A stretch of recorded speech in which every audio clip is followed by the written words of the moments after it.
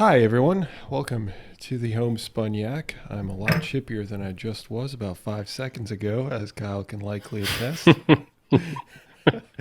Yeah, he was pretty fired up about the recent election results. He's he's been, he's been railing against the local or all the mainstream media and saying, "Count all the votes. You didn't count American Samoa. You didn't count Micronesia. They're still counting." Oh yeah, right. That I totally believe in what's that movement right now? Stop the Steal or something like that. Who Have you seen knows? that? I'm sure. I So haven't. I have not seen it. okay, so Stop the Steal, from what I understand, from the little bit that I understand, is literally people are trying to say stop, like Biden stealing the Hmm. election. So that's the idea, and that's why you've got like these Facebook groups that keep popping up that are called "Stop the Steal," and I've seen a bunch of like Republican people that have actually switched over to Parler as their medium to communicate. Have you ever heard of Parler? No. Okay, I think, and I could be talking on my ass.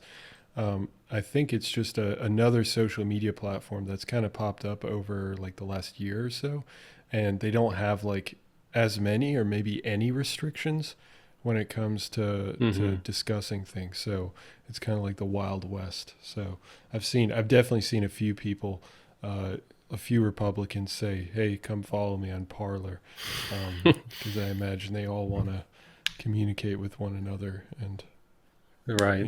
just complain about the results. Which, by the way, last episode we didn't even know who won. So how do you feel Yeah, about until a couple days ago.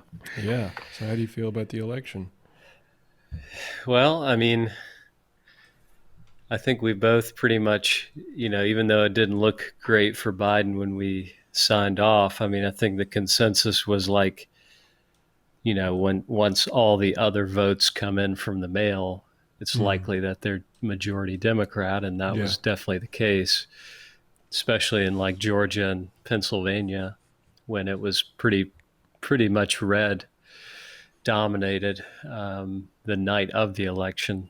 So yeah, I mean it's just he's winning currently. I mean I know they're still counting the votes, but um, in North Carolina and in Alaska, um, so uh, even if they do come back as red, it doesn't matter because he's got an overwhelming, electoral votes, and then the overwhelming amount of popular vote too, which always doesn't equal being the president, as we know from last time, which Mm-hmm. is kind of weird. Mm-hmm. But yeah, like I think we said before, he needed to win that and the electoral to be like kind of convince everybody, like, all right, he's the guy. Like, let's just move on. But it doesn't appear to be happening. Mm-mm. um, I mean, some Republicans are like,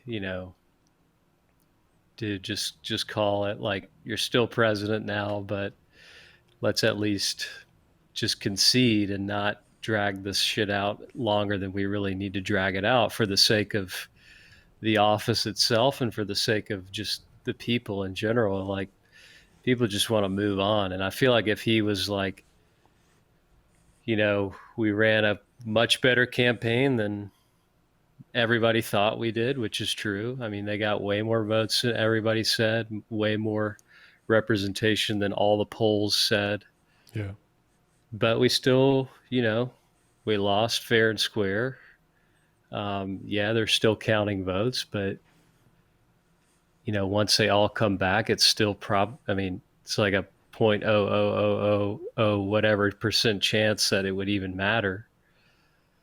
So I don't know. I think it's just would be in the interest of a lot of people if he were to just concede and just focus on his remaining couple months to try to make it the best he can. So I don't know. I mean, it's definitely, I think, the decision that the majority wanted.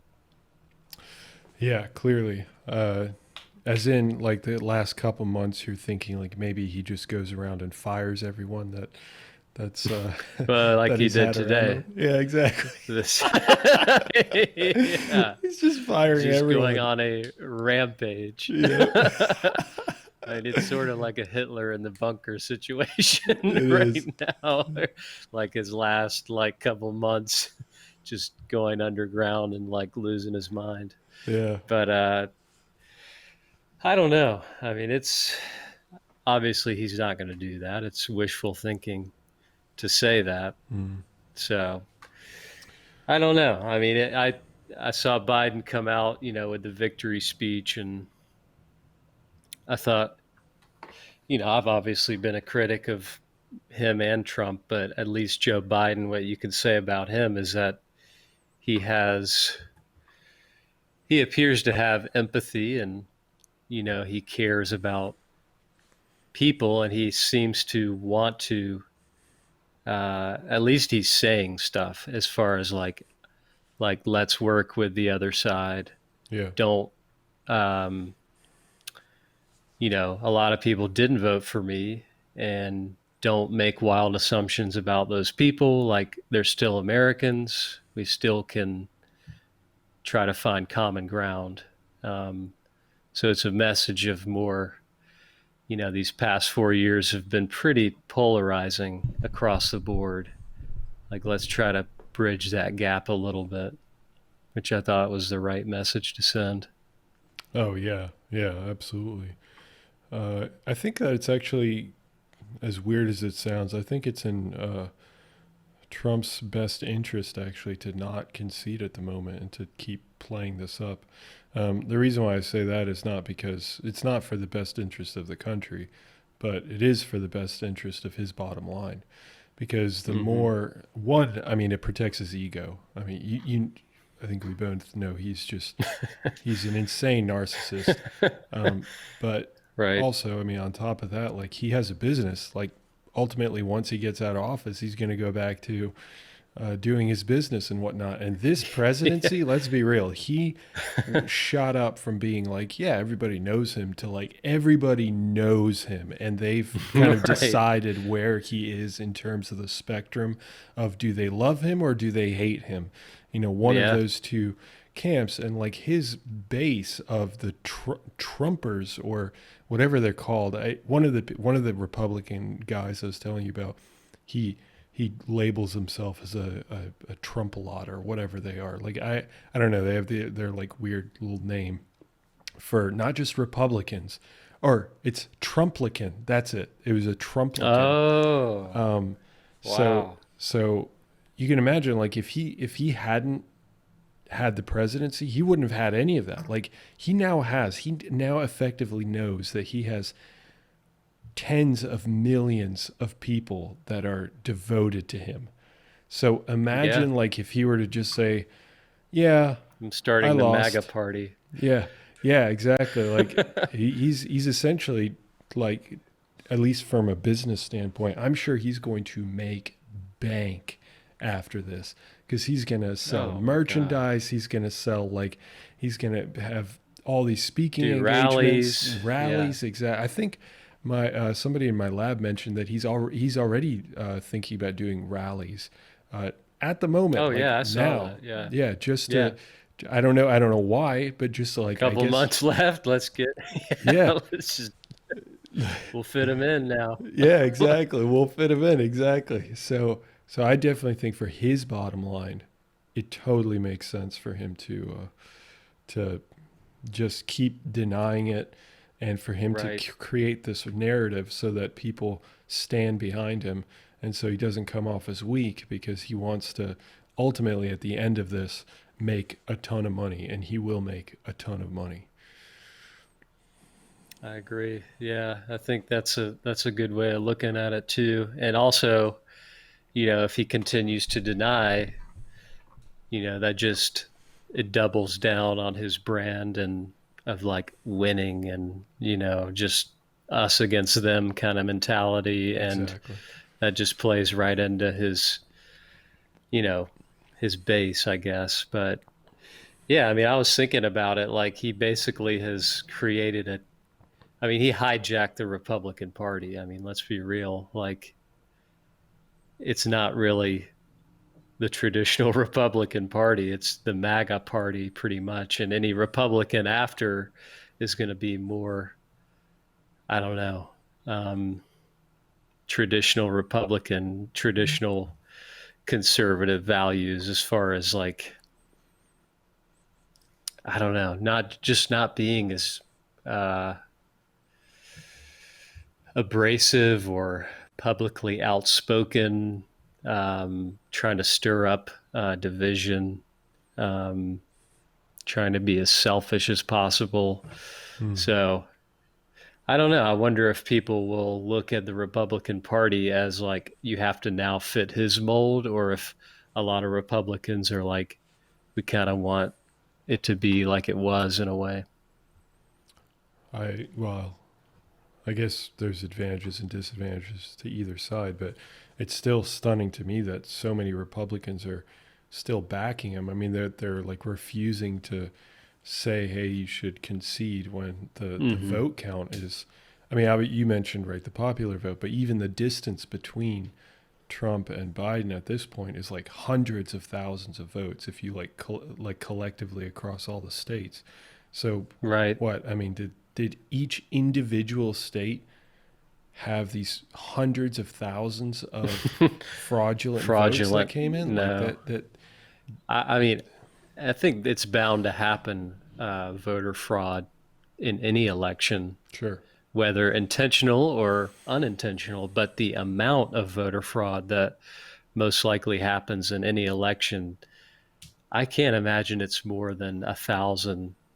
I don't know. I mean, I can't imagine it's in the hundreds of thousands or maybe even in the thousands as far as like state by state. I mean, it Yeah. just, I get if it's very close in certain states wanting to do a recount because you have the ability to do it. If it's within 0.5%, it's just legally within your right to do it. And I mean, I don't know of a case where they did it and then it was like, oh shit, we were wrong. It was actually this person. Maybe it was a Bush versus Gore thing in Florida Mm-hmm. in 2000. Maybe that was sort of what happened there. But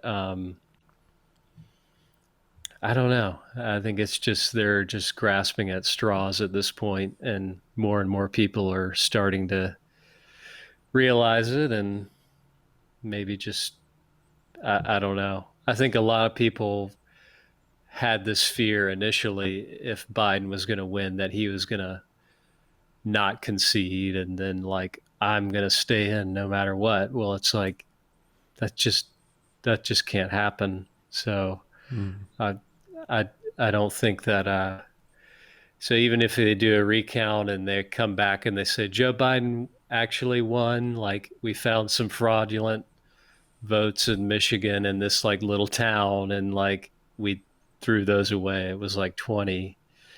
And so yeah, we did the recount and he won.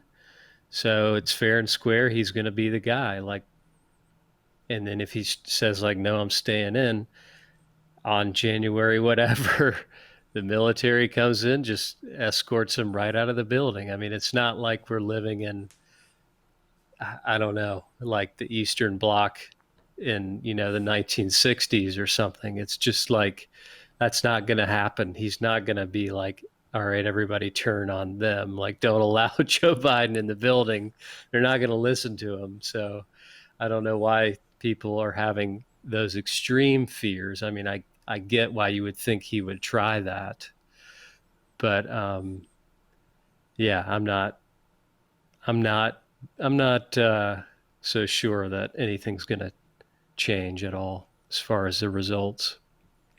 Yeah, I agree with you. I don't think anything's going to change. They might swing it a few hundred votes here and there, but that's it.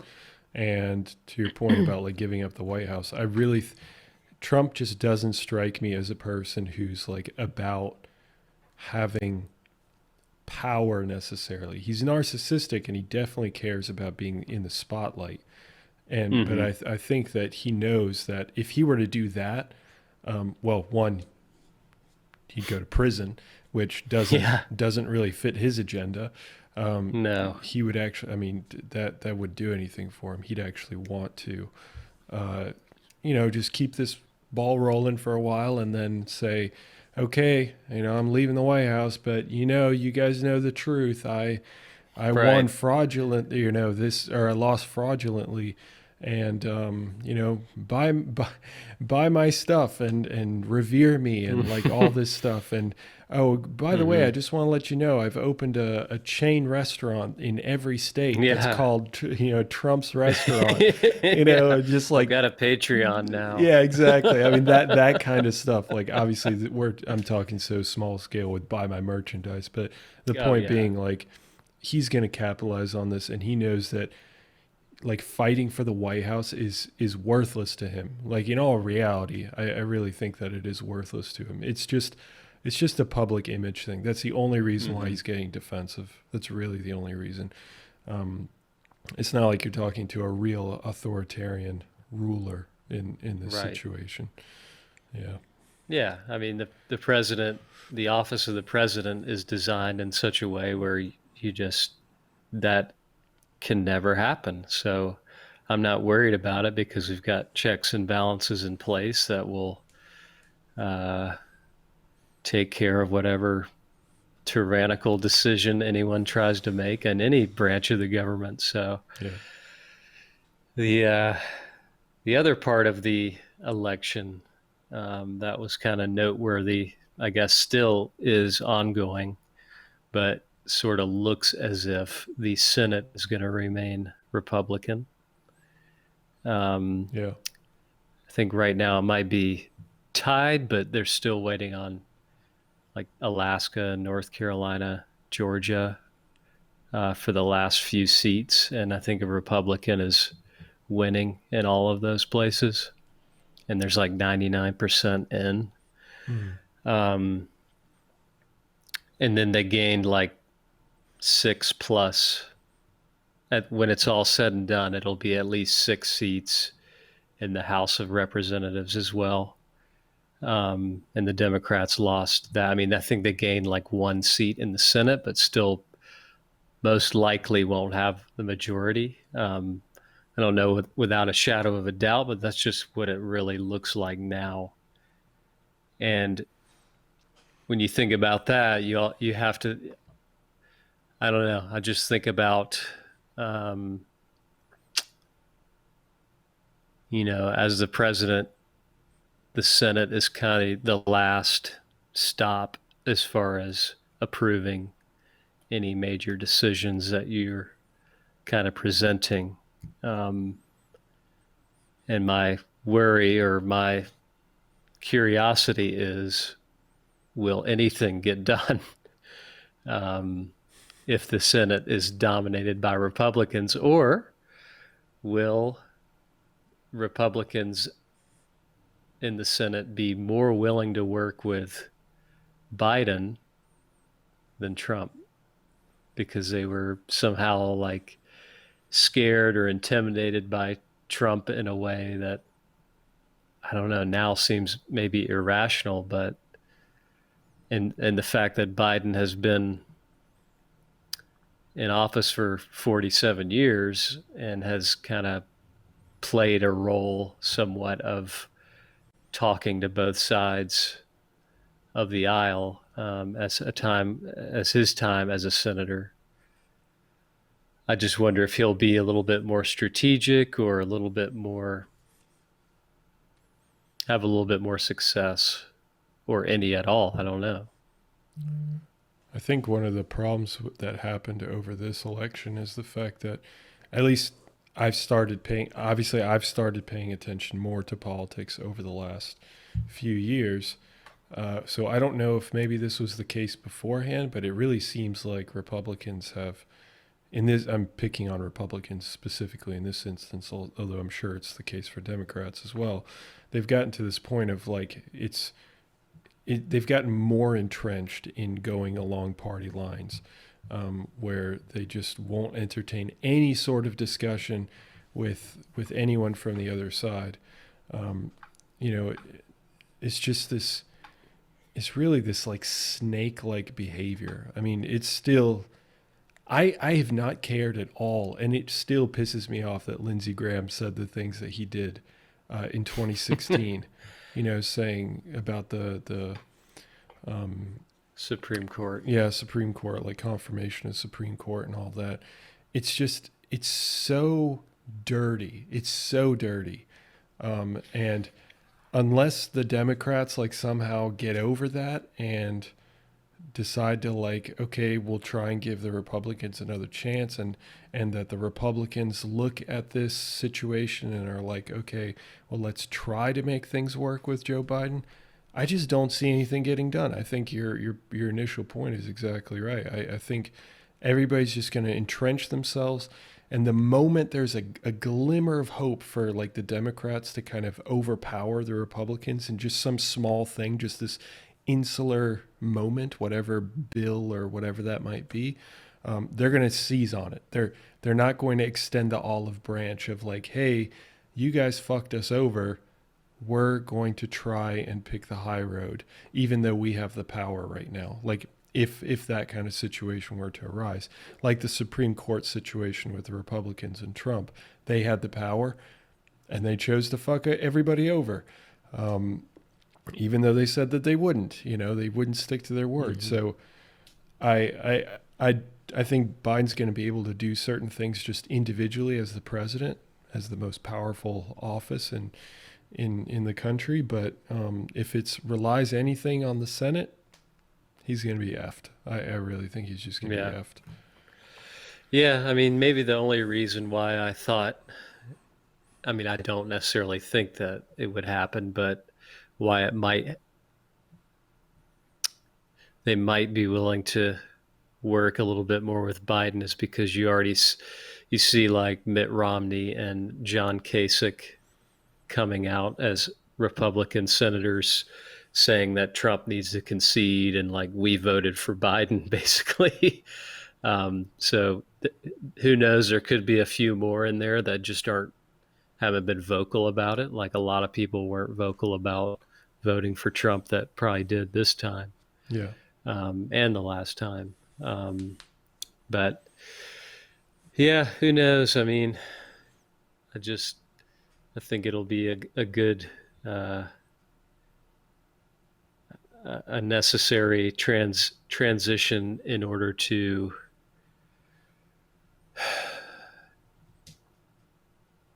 I don't know, just to tone down some of the chaos that he kind of created himself and put on himself that was completely unnecessary and ultimately led to his downfall. I mean, so many people that voted for him last time didn't vote for him again because they thought, hey, this guy, he's flamboyant and boisterous and a narcissist, but I think when he gets in there, that's going to be toned down. And if anything, it got ramped up a little bit more. And the media had a huge part in that as well by covering every single word and phrase he uttered and magnifying it times a million. But this time it was just like a lot of people were saying, we just don't want Trump anymore. Not that we're entirely excited by the prospect of Joe Biden. It's the fact that we just need this guy out right now. And that kind of leads me to the video that I shared with you today,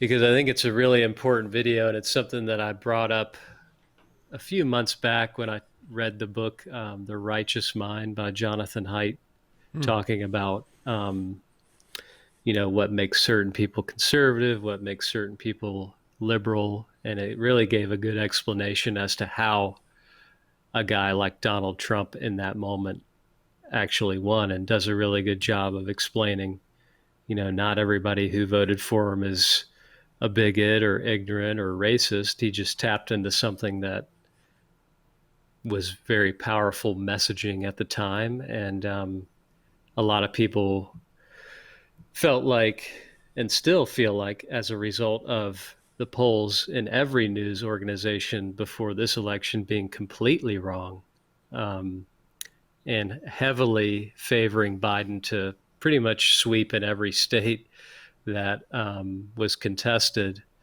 I mean, they just got it flat out wrong. And, you know, you would think people would learn from 4 years ago. Well, the DNC and Democrat talking heads and the mainstream media would learn after 4 years ago when Hillary Clinton was beaten by Donald Trump. Maybe it's not just people who are effed up that voted for Trump. And hey, not all people are racist or bigots that voted for Trump.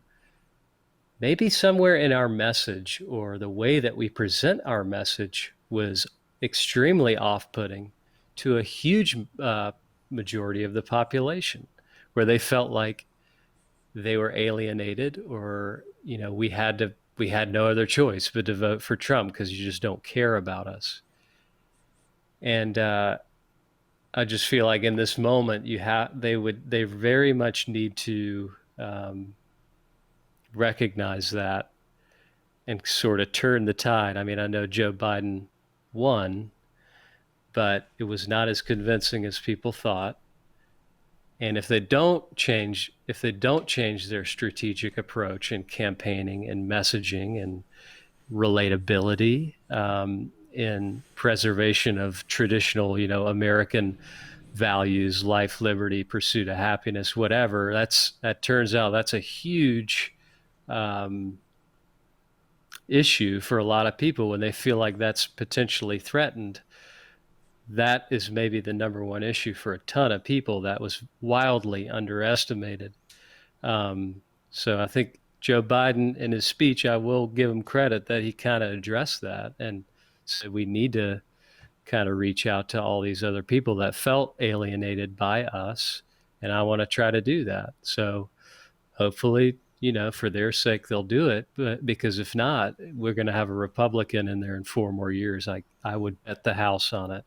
If they don't change up anything like that, it's going to be another Republican in there. I don't know who would be the candidate, but anyway, this is kind of the clip is Andrew Yang, who was a Democratic candidate, kind of more eloquently putting it, you know, why the Democrats need to refocus. And yeah, I'll just let him play. Okay. Democrats don't do a good job of speaking to working class people. What do you say to that? You're supposed to be fixing that. I had that experience countless times on the trail, Don, where I would say, hey, I'm running for president, to a truck driver, retail worker, a waitress in a diner, and they would say, what party? And I'd say Democrat, and they would flinch, like I'd said something really negative, or I just had turned another color or something like that. And there's something deeply wrong when working class Americans have that response to a major party that theoretically is supposed to be fighting for them. So you have to ask yourself, what has the Democratic Party been standing for in their minds? And in their minds, the Democratic Party, unfortunately, has taken on this role of the coastal urban elites who are more concerned about policing various cultural issues than improving their way of life. Yep. That has been declining for years. And so if you're in that situation, this to me is a fundamental problem for the Democratic Party, because if they don't figure this out, then this polarization and division will get worse, not better. Is that real, or messaging, or both? It's real. I mean, Debbie just said they lost a plant that had 1,500 workers. And so if you're a laid off worker from that plant and you look up and say, what is the Democratic Party doing for me? It's unclear. And we can talk about a unifying message from Joe Biden. He's a naturally very unifying figure. But then there's the reality on the ground where their way of life has been disintegrating for years. And if we don't address that, then you're going to see a continued acceleration toward the institutional mistrust that animated the Trump vote and will continue to do so. Yeah. I definitely agree. I think one thing that the Republican Party does well is that they focus on telling people just straight up, we're going to get you your jobs. We're going to keep your Right. jobs, you know? And it does seem like so far, or of late, I guess, a lot of the Democratic chant has been kind of all over the place. And not to mention, of course, Hillary Clinton. We've talked about this before. She's just, there was nothing about her that yelled like I could grab a beer with that woman. It was it was just like I need to have eyes in the back of my head because she will stab me. Yeah. That's the vibe that I got. You So couldn't trust her. Yeah. no, And, no, and you know, I mean, a lot of what politics is all talk. I mean, it's just a lot of empty promises on both sides. So totally. I'm not sitting here saying like the Republicans would do a better job of maintaining, creating, keeping jobs at any level of any economic level for people, but the thing that they do better is they listen to, you know, working class, middle class people who are struggling and um, you know, kind of lay out a plan of like, these are the jobs that are in danger. Well, we want to keep them and we want to provide you with this and that. And, you know, the Democrats, you know, as of late have not been focusing on that anyway. And I think, you know, like I said, the election results in the Senate and House of Representatives, and even to some extent the presidency, uh, could and should be a wake up call for a sort of a uh, focusing in on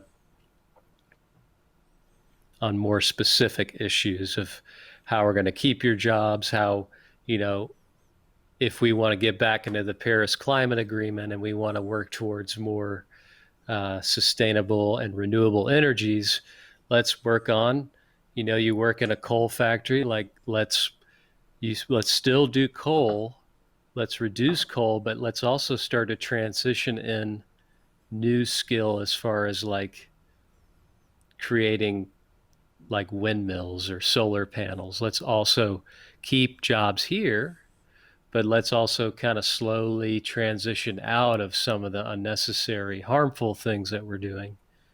And then you can learn a new trade or new skill, like kind of at your own rate. So I feel like if they're like, I feel like the message is like coal's going away, fracking's going away, oil's going away, and like millions of people hear it and they're like, wait, what are you talking about? Like, that's my job. That's always been my job. Like, I just think it's, they hear that and that's pretty much it. I mean, you got to be more specific. It's, you can say we want coal, we want oil to go away, but we know it's not realistic that it's going to go away like maybe in our lifetime. But if we do these things and, you know, everybody's going to benefit and you're still going to have a job and you're still going to be creating energy, it's just going to be in a different format. Um, Yeah, and you could Now, potentially make more money somehow, or like right. have some sort of opportunity that makes it appealing. Yeah. I mean, you just got to break it down for like everyday people to understand and appreciate, because all they're hearing is like, you know, they're going to take our jobs, and, you know, they only care about the rich and the corporations and stuff like that. And even though they might not be directly saying that and people might be misunderstanding, it just, I think the map this time pretty clearly showed me the Democrats are doing a god awful job of reaching out to everybody. Um, because, you know, after Trump has got in the first time and then after he didn't change in these 4 years, it was just like, well, how on earth could he, how on earth could it be so close or even close at all? I mean, it shouldn't have been, in my opinion. I mean, I understand his appeal to a lot of people, and I'm not taking that away. It's just you could have won a lot more convincingly, and you could have won the Senate, but you didn't.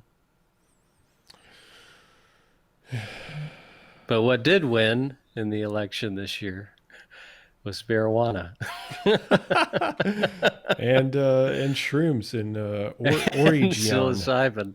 Yeah, psilocybin. Yes, Oregon. Yeah. So it's marijuana was on the ballot in New Jersey, where they legalized recreational use for adults. Also in Arizona, South Dakota, and Montana did the same thing. And then in Mississippi, of all places, they legalized medical marijuana.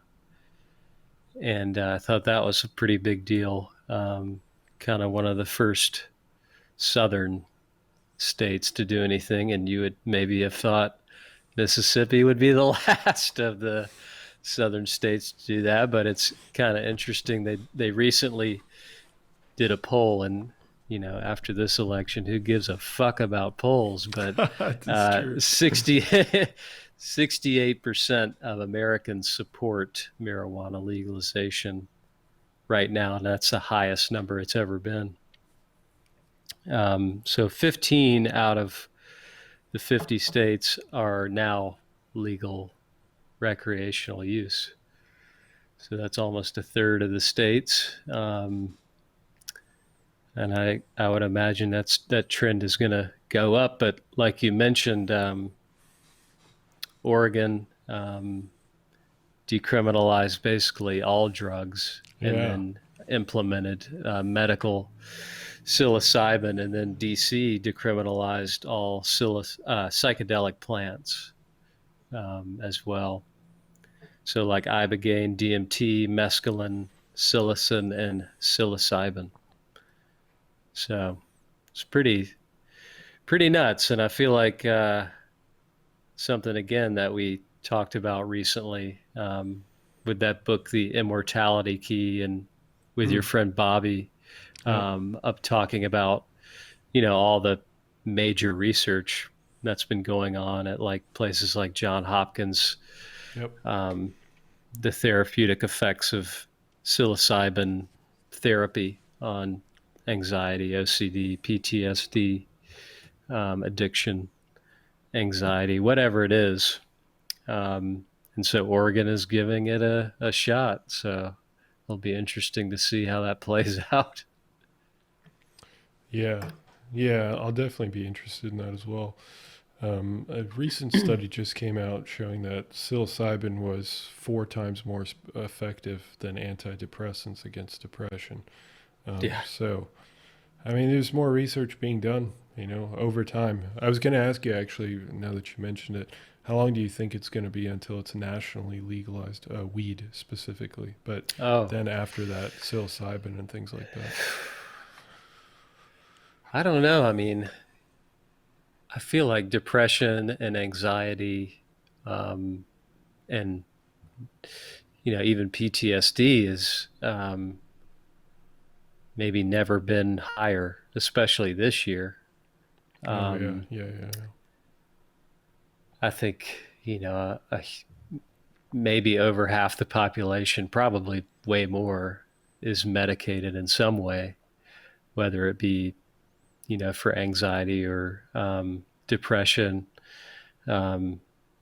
ADHD, whatever it is. People are already using pharmaceuticals to try to help ease their pain, their mental disorders. And if you've got something that occurs naturally, I think people are a lot more a lot more receptive or open to ingesting something that is of this earth rather than something that's man-made. And if you've got scientific proof that guided therapeutic psilocybin sessions will help you after, you can have dramatic effects that are permanent after only 1 to 2 sessions in some cases of these therapies, where you've ingested a certain amount of psilocybin or MDMA or whatever it is, and your therapist, your trained licensed therapist, guides you and tries to get to the root of the issue that's causing your whatever problems it might be. And I can't imagine what it's like to have crippling anxiety or depression my whole life, and being medicated and that helping a little bit, but it's always there in the back of your mind. I can't imagine hearing about something like that could maybe permanently cure you of something that's been crippling you for so long. I mean, I think it would be very exciting news. I mean, especially if you're like addicted to, heroin or cigarettes or alcohol. There's huge benefits of doing these things as well. So I think if Oregon does it the right way, and, who knows, because people want to get better. People don't want to sit and wallow in crippling disabilities, mental disabilities that are keeping them from being all that they want to be. And if this can help you more than anything else we've ever done, in recent memory anyway. I mean, I'm reading the Immortality Key, and people did that thousands of years ago, and it's just kind of crazy that it's maybe coming full circle in a weird way. I don't know. I'm excited that it could take off. My only concern is if, the lobbyists from the pharmaceutical companies getting in the way and holding that up, just like marijuana. I mean, it's federally, it's still illegal, and it probably will be for quite some time. So marijuana, maybe 2050, it'll be legal everywhere. That would be stunning, but that would be really stunning. I hope that, I would hope not. I would hope, we're seeing these things as far as all the money, especially Denver's or Colorado's had it for quite some time. And, the millions of dollars, the billions of dollars that you can generate in revenue from taxing marijuana for recreational use can be pumped into things like education and rehabilitation for people who are experiencing,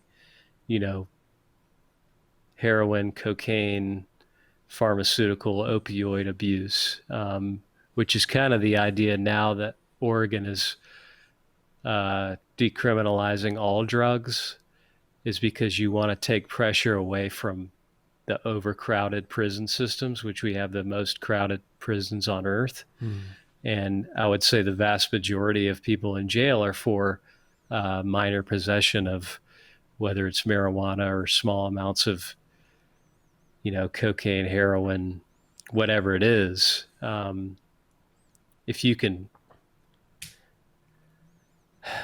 reallocate some of the money you're saving by not throwing all these people, mostly minorities, into jail for minor drug offenses, you can save so much money and educate people on, how to truly, what these drugs do, how you can stay off of them, alternatives, things to help you wean yourself off, more positive things you can do in your life, rather than we got you with an ounce of weed or whatever, you're just going to jail now. Like, that doesn't help anybody. That doesn't help your average taxpayer. You're paying for this person now on a minor offense drug charge. So, the war on drugs has been going on since the 70s. Clearly hasn't worked at all. Yeah. So why not try this? I mean, you look at Portugal, and they've done this. They've legalized all drugs, not necessarily for sale, but you're not going to go to jail if somebody finds you with a bag of heroin or whatever drug on the street. They decriminalized all drugs over 10 years ago. And, they found that there's zero correlation between being extra harsh in your punishment for drug offenders and then their rate of getting off those drugs. It's just a vicious cycle of repeating the same process, and it's just a never-ending thing. So, what they've found so far is that, the death rates, HIV, disease, things that you can get from shearing needles have decreased dramatically. Yeah. And they found that basically the only thing that really is linked to drug usage, the fluctuating rates of drug usage, are the cultural, social, and economic factors going on in your particular place in time. I mean, if times are good, you might not turn towards something like that. If times are bad, you might be more inclined to turn towards substances like alcohol or drugs. Yeah. So it should has we nothing be to punishing do those with people? No. Right. No, it hasn't worked since 1980. What makes you think it's still going to work? We've wasted trillions of dollars. Mm-hmm. So at least give it a shot. I mean, why not? Yeah. Well, I'll give you a why not, because it's not what God wants. Yeah, that's true. That's true. Shut it down. Yeah, shut it down. But it also comes back to just, we should have the ability to do with our body what we want to do with it without people saying, you can or you can't ingest this, you can or you can't do this on your own personal time. Now, if you're doing it to others or hurting other people, obviously we'll step in and stop you from doing that, from harming, other people. But it's the same we with the can't be DUI. responsible. Yeah, you can't be responsible for everybody's personal decisions. I mean, I get that the intention is good there. I mean, obviously you don't want people just doing drugs willy-nilly, but regardless of illegal or legal, people are going to do drugs. So why crowd the prisons with people who are just going to do drugs on their own time? It has made no sense. It still makes no sense, especially on the minor scales. If you're trafficking tons of coke, I mean, I get it, but that's not your everyday average drug user or addict. Mm-hmm. So it should be more education, more money toward rehabilitation programs. More, yeah. I don't know. We'll see. We'll see what happens in Oregon over the next couple of years. Yeah. They're not afraid to basically be the first to do a lot of things. Yeah, that'll be interesting. Yeah, you want to, just leave people alone. It's not that hard. Yeah. If they're just doing something on their own, in private, and they're not hurting anyone, that's the big stipulation. I mean, we have legitimate proof from over 100 years of us consuming alcohol that you have some people that make terrible decisions. But, those are, and those should be punished, sure. But the vast majority of the time, people use it responsibly. And I don't see why that couldn't be the case for weed and mushrooms and LSD and all those different substances. Doesn't make any sense. I know. It's wild. I mean, you can buy a bottle of vodka right now and drink the whole thing and probably die, and that's a legal thing that you can buy and consume and do on your own time. So it's just very much pick and choose what the good drugs and the bad drugs are. Not that any hardcore drug is good or should be used, but it's inevitable that people will use them. Yeah, right. Yeah, it's not anything that's actually moored in any sort of rationality.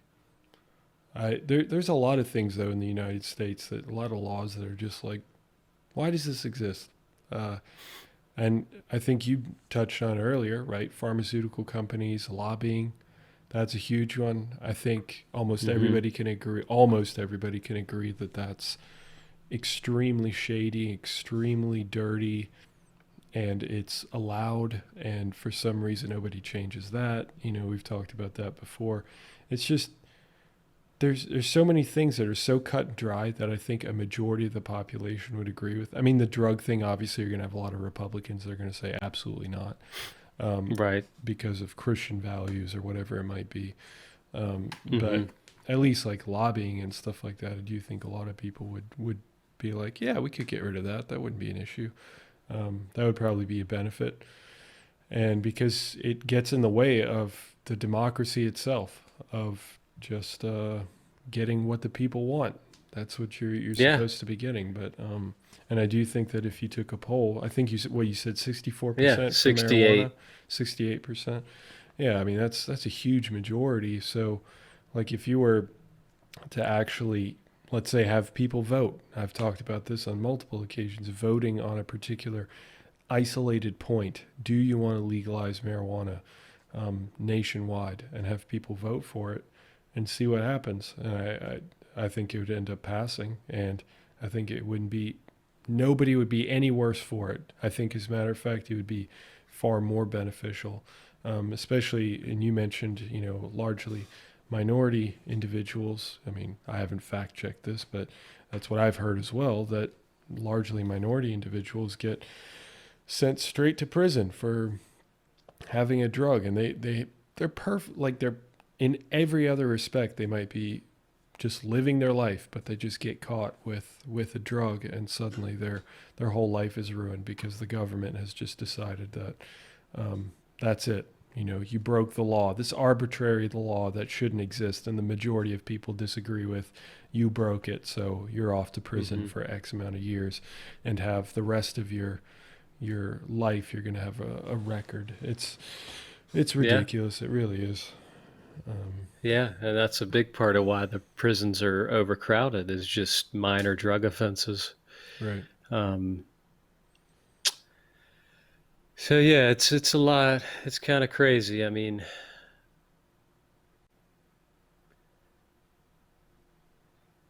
I don't know. It goes back to like,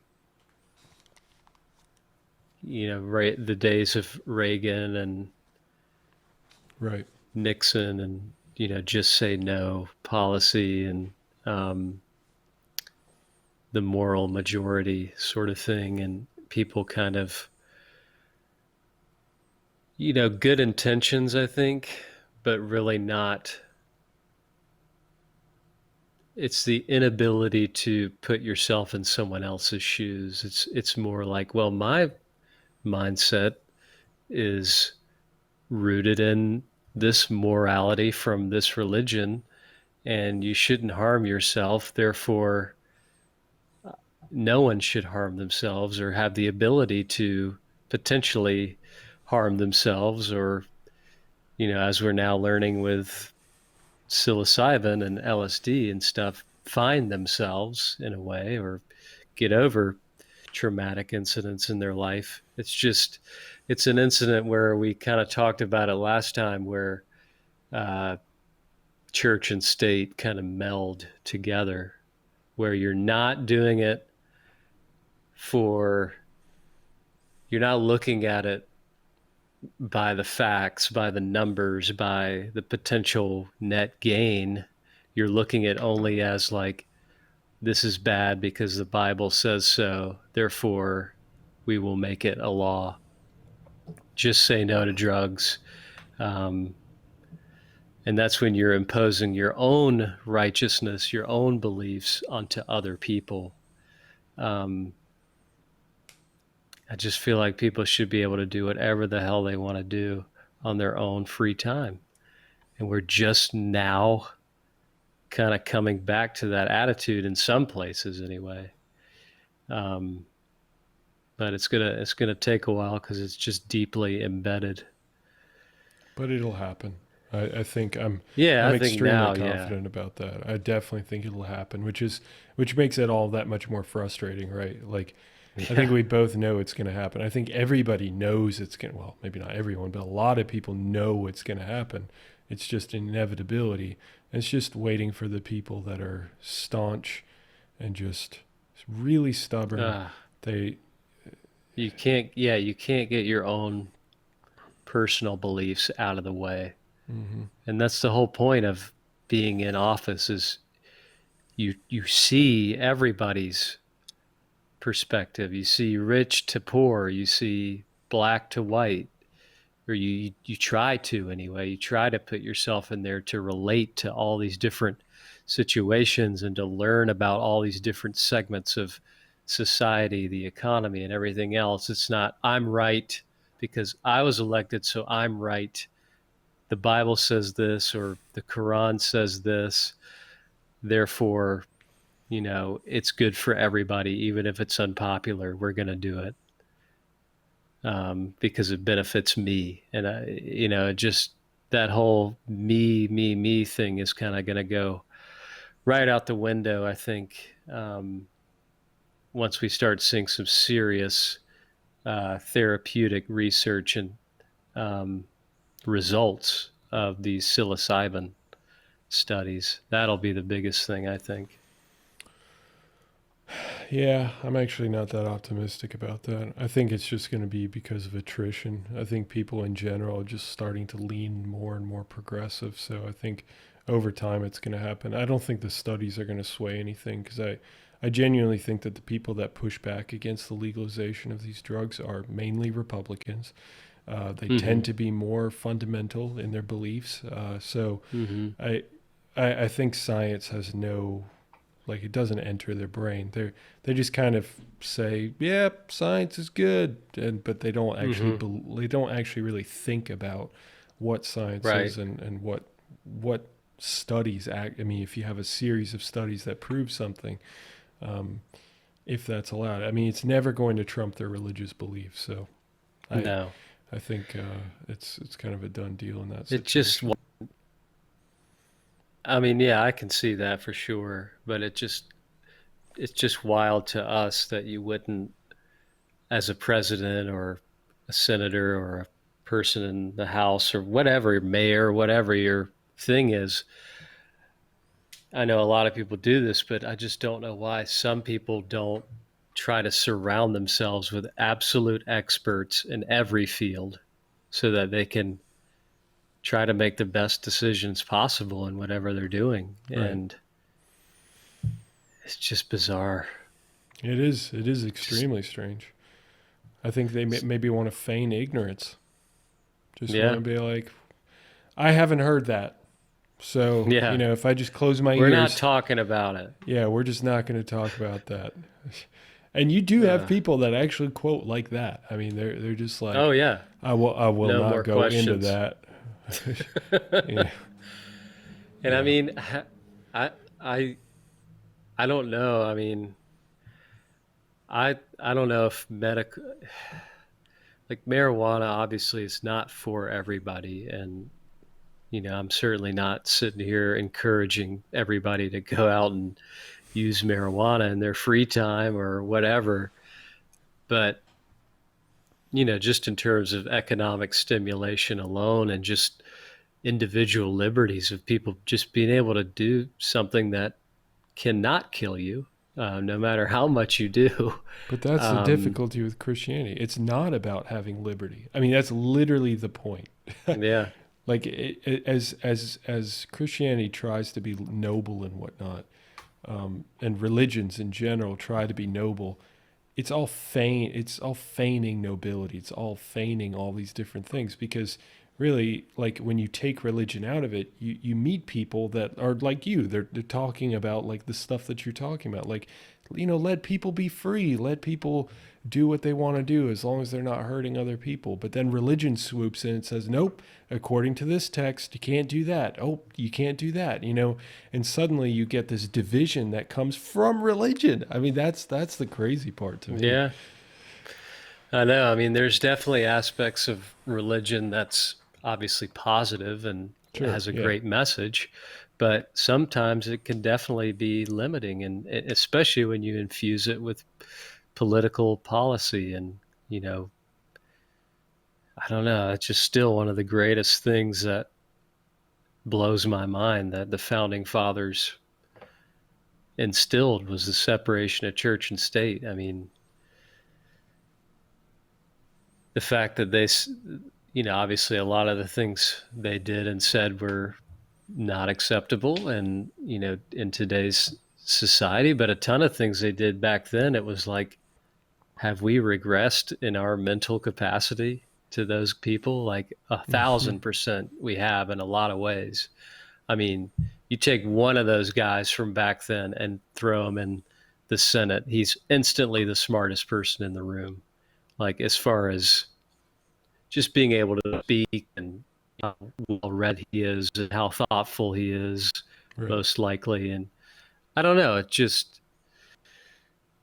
just wild how far we've progressed in some ways and how far we've kind of gone back in other ways.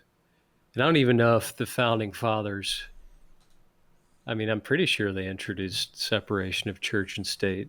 That's my understanding as far as I'm I pretty know. sure they did. I mean, I know that Napoleon did as well when he was emperor of France. He, was an emperor, but he implemented a lot of laws and the groundworks for certain types of infrastructure that are still in place today because it just worked and it still works. I mean, why change it? So it's just kind of fascinating to look back at the lives of people, 300 years ago and kind of say, how the hell did they know to do all these things or come up with these ideas? And we're still under that system today that, like I was saying earlier, will prevent someone from potentially trying to become a dictator or abuse their power in the office of the president, because they felt like, what, this is, when we're dealing with people, we're going to be dealing with selfishness, and we're going to be, eventually somebody's going to try to freaking go too far with this thing. And it's definitely happened before, and it's been shut down, and it'll be shut down again. Yeah. Looking at you, Obama. Yeah. Well, on more medical news, we also have a actual coronavirus vaccine. Well, it looks like it's going to end up that way, from Pfizer.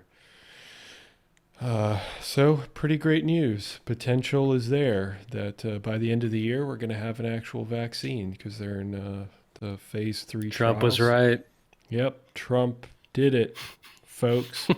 Reverse the vote. Revote.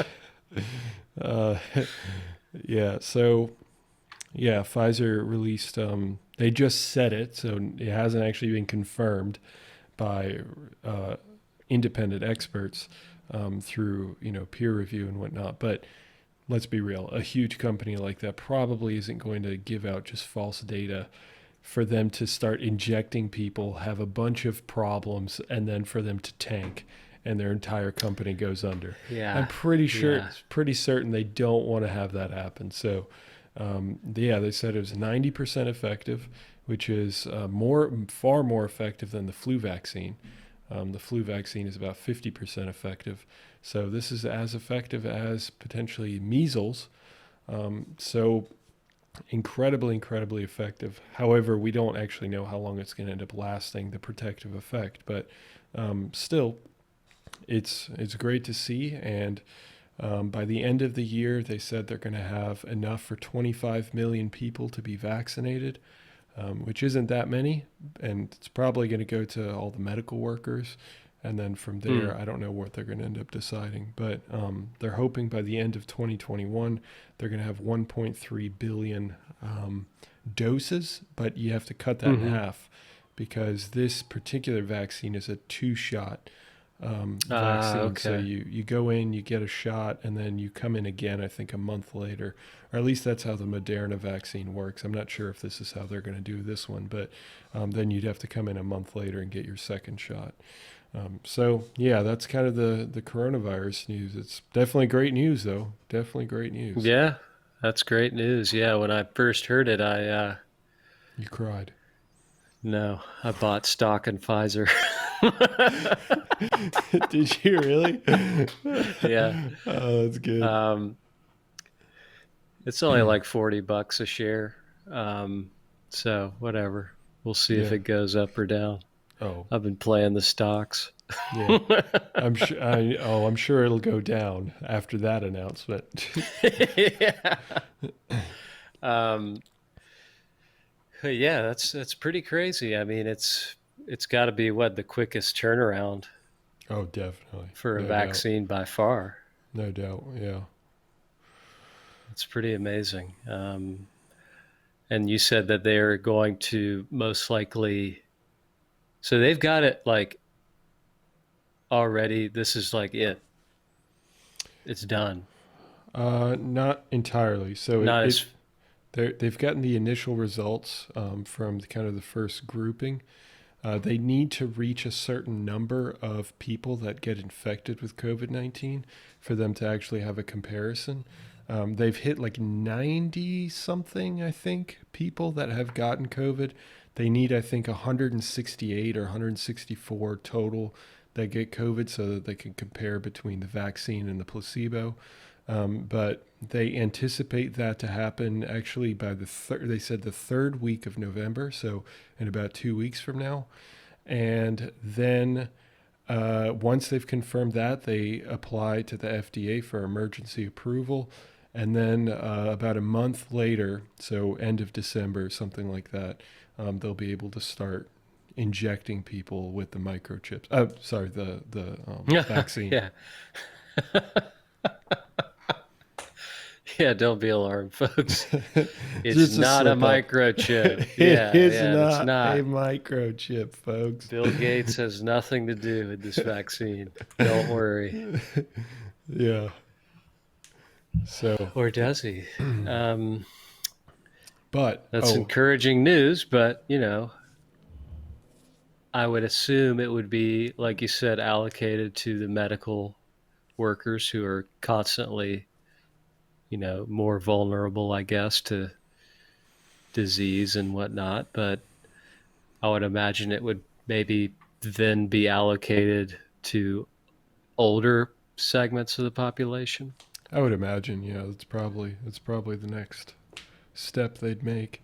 And I will say that if the way that this probably works, because it's a 2-shot system, the first shot kind of primes your immune system, and then the second shot actually leads to the antibody response. So most likely it would take about a month or so after your second shot for you to actually be pretty definitively sure that you're now immune, quote unquote, immune from COVID-19.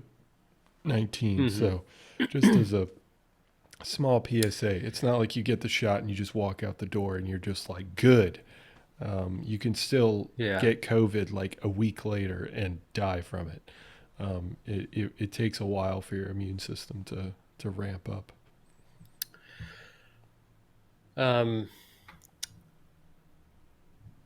My only wonder with this thing is that sort of like the flu shot, would this be an annual thing that people would try to do?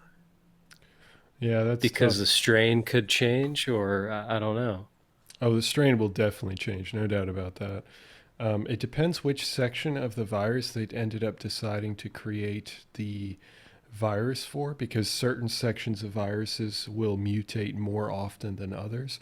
Unfortunately, the coronavirus, or all coronaviruses, as far as I understand, are RNA-based viruses, meaning that they don't have a system that actually repairs RNA. So in our cells and every other cell, we don't actually have molecular machinery that go in and fix RNA strands. We do for DNA. So for our DNA, we have many, many different molecular systems that go in and repair our DNA. So if you have a DNA-based virus, then that's usually a lot more stable. So if you have the virus, let's say 10 years ago, and then you encounter it again, usually you're going to be pretty much protected because it's going to be largely the same. But an RNA-based virus can mutate extremely quickly because you have constant changes within that RNA sequence that allows for the generation of that virus. So, and we've actually seen that. I mean, in Europe, in China, and in the United States, I mean, there's been different versions of the virus. There's actually a man that was infected with a new version of the virus after he had already been infected in March. He was reinfected in August with a new version of the virus. But what was nice about that is that he didn't even know. The first time he nearly died, and the second time they just tested him on re-entry into China, and when they retested him, they were like, take that man down, shoot him in the head. They just arrested him. No, they put him in the hospital and just had him quarantined in an internment camp.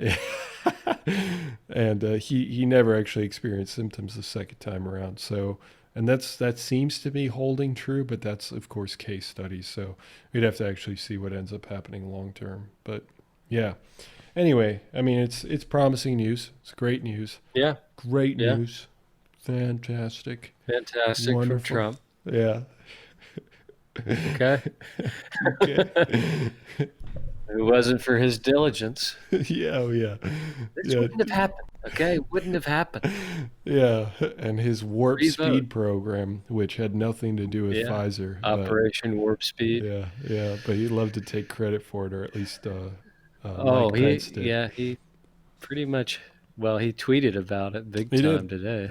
Yep, he did. Yeah, but why not? Sure. Yeah, that's kind of crazy. I mean, can you imagine if Joe Rogan was like, I'm not taking that fucking vaccine? How many millions of people would be like, me neither, bro. Joe, you're not taking the vaccine. Okay, I'm not taking the vaccine. Marlene! Hey, Marlene! We ain't taking that vaccine. Yeah, I could see him saying that. I mean, I could see myself saying it. I don't know. I'm not saying that. But I'm not saying that. I could see a version of myself. Dude, you do not want to influence all the people that are listening. No, I'm saying, please. Just like the drug thing, do it if you want to do it. Yeah, do it if you want to do it. That's true. Obviously, there's a problem with herd immunity and whatnot, but honestly, that's a whole nother discussion. But yeah, I saw something about Denmark, like a mink. Oh yeah. Millions of minks have coronavirus, so they're gonna have to kill millions of minks. What? Mm-hmm. Well, maybe a jacket will go on sale finally. Yeah, 50% Not as off. it matters. Not as if it matters. I eat vegan, but I buy carnivore. I buy mink and crocodile. Oh yeah. I do need a new mink coat now. I know, to fit your QAnon hat. QAnon hat. We probably got deplatformed from YouTube just from saying that word. It's not QAnon. It's Quail Hollow. It's a country club in Charlotte where the elite hang out. Yeah, I know. Wear mink coats, spread conspiracy theories about QAnon.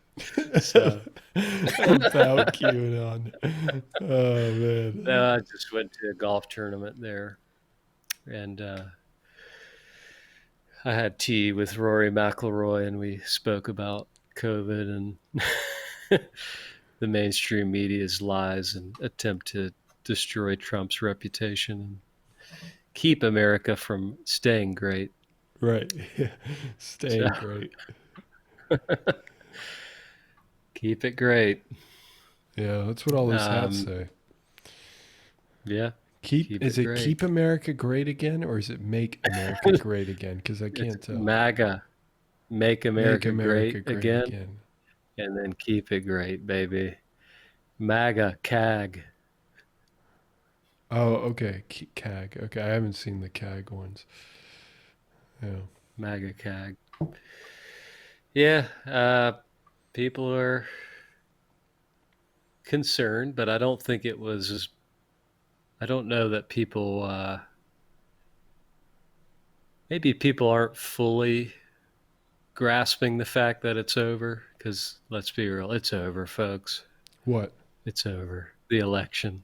Oh, yeah. It's over. It's over. But but all major cities pretty much were boarded up the night of election I'm not surprised. in fear of looting and rioting, if Trump had won, because he has not won, and there has not been mass protests, looting, rioting, destruction. Now, has that is that because people are still in denial, maybe, or is it also because that's kind of what extreme? I'm not going to say, certainly not going to categorize people who loot and riot and just cause chaos and destruction Democrats, but I would say they are left leaning, Oh, yeah, I'm sure. left extremists. Um, so that may be another thing that Democrats want to address is the fact that, if they had lost, cities would have and businesses might have paid a price in damage and looting and destruction. I don't know that for a fact, but that's what people were preparing for. Mm. Um, so that could be another thing that, and Biden has come out recently condemning any sort of violence associated with that, which is good, obviously. But I think the general consensus is left extremists are going to come and burn my city to the ground and blah blah blah, which in a lot of cases is probably not true at all, but that's the image, the perception that some people might have that is concerning, but hopefully none of that will occur once it's official. Well, it's been officially announced, but once maybe Trump concedes or something and then says, everybody go to Boston and light that bitch up. What's sad is like Come out with your thousands of people guns. would go there. Thousands of people would end up doing it. I mean, you saw the people. We were joking about this over text and even before. Like, stop the vote. You got people chanting "Stop the vote" Mhm. in one area of the country. Then another area of the country, people are on the same side. Trumplicans are all saying then continue the vote, like keep counting, et cetera, et cetera. It's just like cognitive dissonance of like, okay, I mean, it's clear bias. I mean, it's just like it's completely anti-election. That whole picture, it's such a weird thing. And then I saw people like praying and like bowing and like crying in front of some of the voting area counting areas. They're just sitting outside, just like on the ground, just like devastated. It's Yeah, I just, but mean, I mean, those Jesus. those people are really, those are pretty scary people because those are the Oh, kinds of people %. that like if Trump says, "Hey, go burn Boston to the ground," they're like, "Okay, I'll get in my minivan and drive Yeah. across the country from Texas or from Arizona or wherever just to wreak havoc." I mean, it's stunning. Yeah. I mean, if you're really that upset about a candidate winning or losing, I mean, you really need to reevaluate your life. If you're Totally. a type of person that's just like gonna scream and make this huge song and dance about like, my life is over now. Like, I can't believe this happened. Like, everybody's going to die. Like, my country's gone or whatever. I mean, it happened last time when Trump won, there's video compilations of people, having meltdowns. And um, the truth is they don't really care about you at all. They're not thinking about you, the individual. They don't need just like, I don't know. It's just bizarre to idolize these people and um, get all these slogans together and just die on a hill for this one person that you don't know at all. And he And gives you will zero just shits about you. blindly, exactly. You will blindly follow this person into the abyss. On both sides, you have people like that. If you're Totally. extremist on both sides, I don't know if you've got, I don't know. I don't know what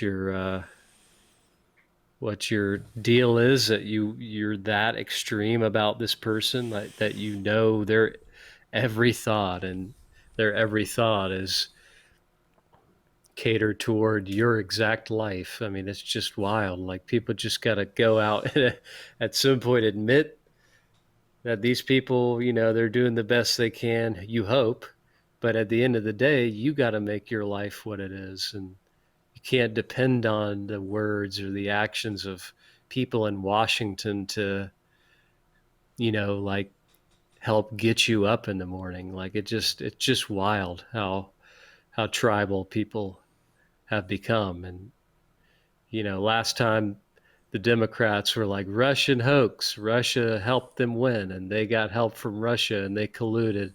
And this time it's like, the votes are fraud, they didn't count the votes right, and people cheated and people burned all the ballots. And if your person doesn't win, and if you're an extremist for that person, you're going to find any little excuse or any little reason to blow it way out of proportion, that it's a conspiracy or a hoax against your guy, because you can't accept defeat or you Oh, can't be humble in victory. And that's a lot of times what we saw last time and this time. totally. It's just like, I don't know. It just feels weird to, like, I don't know. Like, So, I got a text from somebody who's like, we took Pennsylvania, we're about to take Georgia, we're gonna do this thing. And I'm just like, who is we, man? Like, who is we? Like, man, I'm not on your team. Like, I felt like Donnell Rawlings in that Chappelle Show sketch when they're that's good. playing Prince, and he's like, good game. He's like, man, I'm not on your team. Like, that's how I felt. Like, I'm Team America. Like, I want this country to succeed, and I want us to have good, thoughtful leadership at the top. Right. So I'm certainly glad that it looks like we're heading back to a little bit more rationality.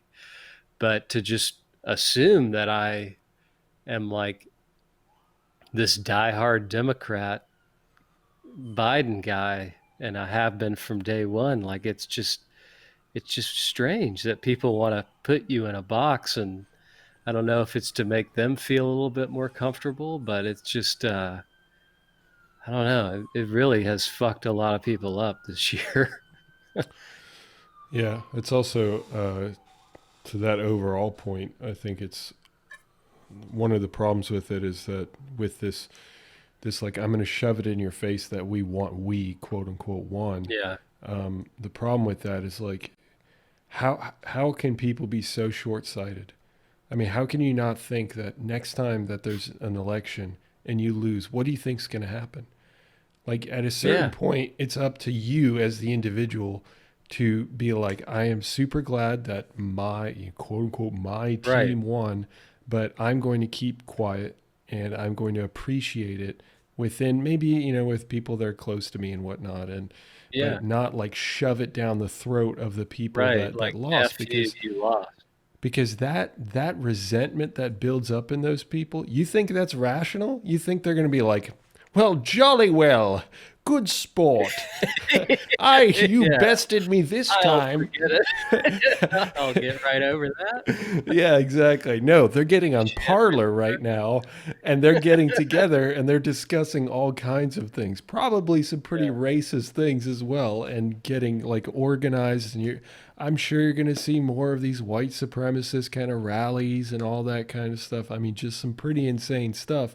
And I'm not saying that being gracious and being humble and whatnot in victory is necessarily going to like nullify that stuff, but it definitely doesn't help having a mass group of liberals and leftists just screaming from the rooftops, "Fuck you, fuck!" It's like in Tremors. I love that scene in Yeah. Tremors where he just the yeah, exactly. Where the thing rams into the cement wall, and he's like, "Well, fuck you." It's the most dramatic, over the top thing, but that's how it is. It totally is. I have seen, I'm not going to name their names. I've seen so many people I know just literally say, if you supported Trump, fuck you. Like just, Right. that's it. That's it. Dude. That's the only thing. Just, all right. It blows my mind. Just Like it's truly so blows my mind. short-sighted. It's so short-sighted. Like you, 47% of the population is racist, like is ignorant, you can never talk to them, you can never be their friend again. Really? if a person says something racist, I get it. Like if you genuinely think a person is racist, I get that. But just equating that they voted for Trump, like there are people that have businesses, there are people that have farms that would have been effed. Like their whole family's livelihood would have been gone if Biden wins, or they would have felt that way at least. And so they voted because of that. They didn't vote because they were thinking about some of the other intricacies that are kind of privileged things to be able to think about. Or on the other extreme, like people that are really affected, like they have to think about those things. I mean, everybody's got their own problems.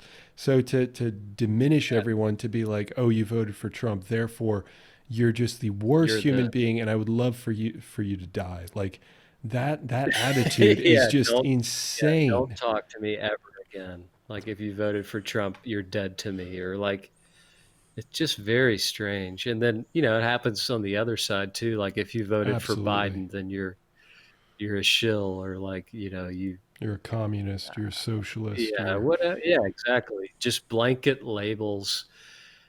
I mean, we're never going to progress as a society if we're so damn tribal and we're so locked in on our righteousness. That's why that book that I read this year might be one of the most like eye-opening books I've ever read in my life. The Righteous Mind by Jonathan Haidt. Like in no way am I like immune from thinking these crazy thoughts or anything, but No, me neither.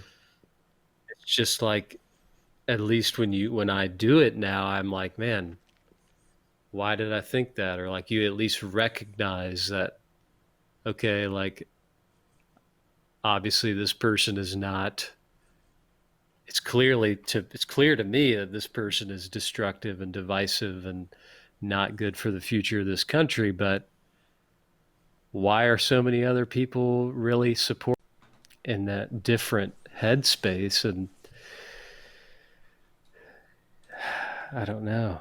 It's just, I just get very wary of people being like, I'm right and you are wrong 100% on both sides. You are dead wrong. I don't even need to know what you think, what your name is, anything. I just know that if you did this, then you're that. And it's just, that's the kind of shit we got to stop, or else we're going to get further divided. I completely agree. And I've heard the argument of the opposing side of like, well, it doesn't make any sense for me to be polite because nobody is listening to our side when we're polite. They only listen when were aggressive or whatever it might be. And I thought about that for a long time, and now I've gotten to the point where I'm like, okay, but I mean, I understand that point, but ultimately, are you really getting to the people, like the people that are in the middle, the people that you can actually maybe change their minds?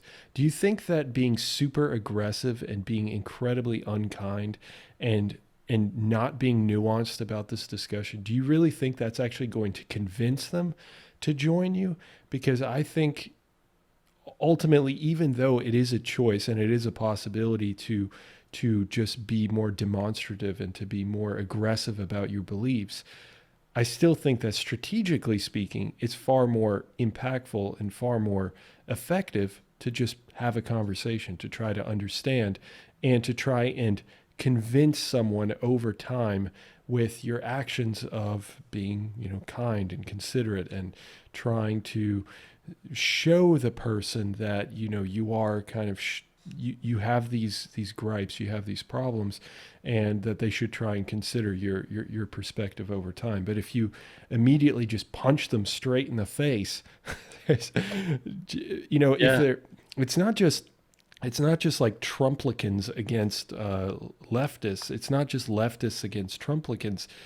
I feel like an idiot every time I say Trumplican, but whatever. It's also people like if you show any sign of hesitation that, I'm not really sure who I'm going to vote for, or I'm not really sure where I stand on that. People get so mad, so worked up about it. Well, you're just a privileged piece of shit, or you're a commie. You don't understand. Yeah, it's pretty damn clear. Get your head out of your ass. You want to keep your guns or you don't? Yeah. Just the one issue. Oh, I didn't realize it was just that simple. Oh, It is. stunning. Yeah, it's wild. I mean, to an extent, I feel like social media, while in a lot of times I feel like it does give you the ability to connect with so many people you don't know and you've never met, and Yeah. gives you the ability to have conversations and promote ideas or whatever. I don't know. A lot of times it's just mostly negative. It's just been very negative. It's not been used in a way that is promoting conversation or questions. It's just, here it is. If you're not on my team, then go F yourself, basically, or I don't want to have anything to do with you. This decision has never been more clear, like before. Like, how could you ever consider that you would not know who you're voting for in this particular time? So I don't know. I don't know what to do. There's nothing to do. We're just going to have to see how things play out. This is one of those times where it's unfortunate to be young, because you actually are headed towards the direction of seeing where things are going to end up. And don't get me wrong, I'm totally behind most of the progressive agenda. So I'm excited about those aspects, because there are some legitimate problems that we've both discussed that absolutely need to be fixed as quickly as possible. But it's also, I can definitely see how some of the ways that people communicate just have some massive downsides that I don't think people are considering. And, putting up the middle finger to the other side and then thinking that they're just going to go away and they're not going to remember that. I mean, like the Republicans, the Republican Senate fucked over the Democrats the same way the public right now, the Democrats are fucking over the Republicans with the way that they're engaging. It's not going to go well. I mean, if there's a Republican that's, comes up next election and he's halfway decent or she's halfway decent, they're halfway decent, then it's going to end up in a situation where a lot of people are going to probably remember all the things that were said to them, and they're going to vote, and they're really going to push for the agenda that you don't want. And then it's just back and forth, just a seesaw, back and forth and back and forth. You got to be humble in victory and defeat. Yeah. So, obviously Trump never set a good example with that. No. And now, a lot of Democrats aren't setting a good example. So yeah, like you said, it's going to be a repetitive cycle, because there was all these celebrations like in Times Square and DC and stuff when the announcement was made, and I saw like a little clip of someone, from maybe it was the BBC or something, and they're like, I can barely hear anything, and we're going to interview this person, like, and it was this young girl, and they're like, how do you feel about the election? And the first thing she said was just like, I feel really great that Biden won, but I'm just so upset and I'm so sad and just really disappointed that so many people still voted for Trump. Like, it's just so sad. Oh, yeah. But Biden won. I know a lot of And I'm people just have like, said that to me too. I'm just like, God, it's just,